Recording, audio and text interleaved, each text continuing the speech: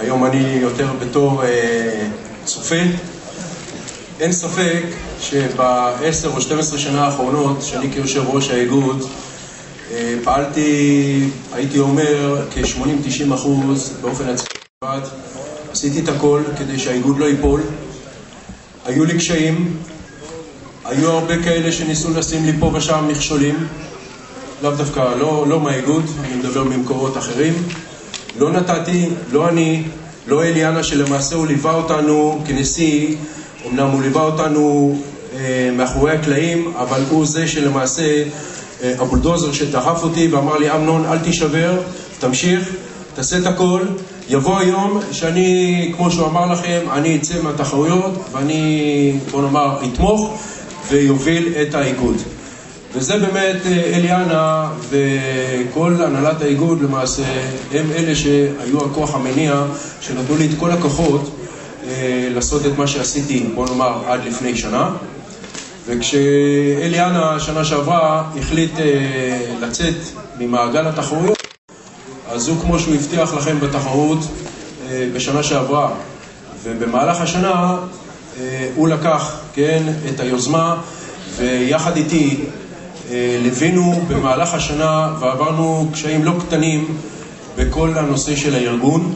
אבל אני חושב שכולכם שמתם לב, אתם שמים לב, שהשנה עלינו בכמה דרגות, וכמו שאלי הבטיח, אנחנו נמשיך לעלות בכמה דרגות, ומשנה לשנה אנחנו מבטיחים לכם שאנחנו נעשה את הכל כדי שהתחרויות, כן, יעלו, גם מבחינת הרמה, וזה רק יוסיף לכל ענף פיתוח הגוף.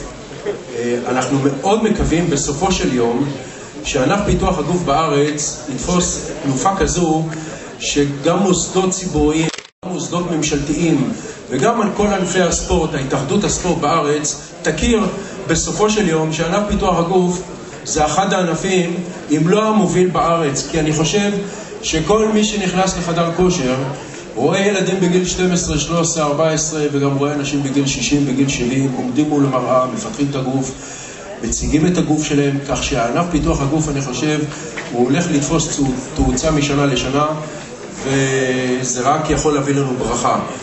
אז אנחנו נעשה את הכל כדי באמת לקדם את הענף, ואני לא, אין לי כרגע יותר מה להוסיף. אני מאחל לכל המתחרים באשר הם, באמת, הצלחה מכל הלב. אנחנו נעשה את הכל, כן? ואני חושב שכבר הכרתם אותנו שאנחנו, השיפוט אצלנו הוא הוגן, כך שאני מאוד מקווה שבאמת בסופו של יום כל אחד יבין שעשינו את המקסימום. ואני מאחל שוב לכם, קהל נכבד, הנאה ממש מוחלטת מכל המתחרים, מכל התחרות, ולכם מתחרים יקרים, הצלחה מכל הלב. תודה.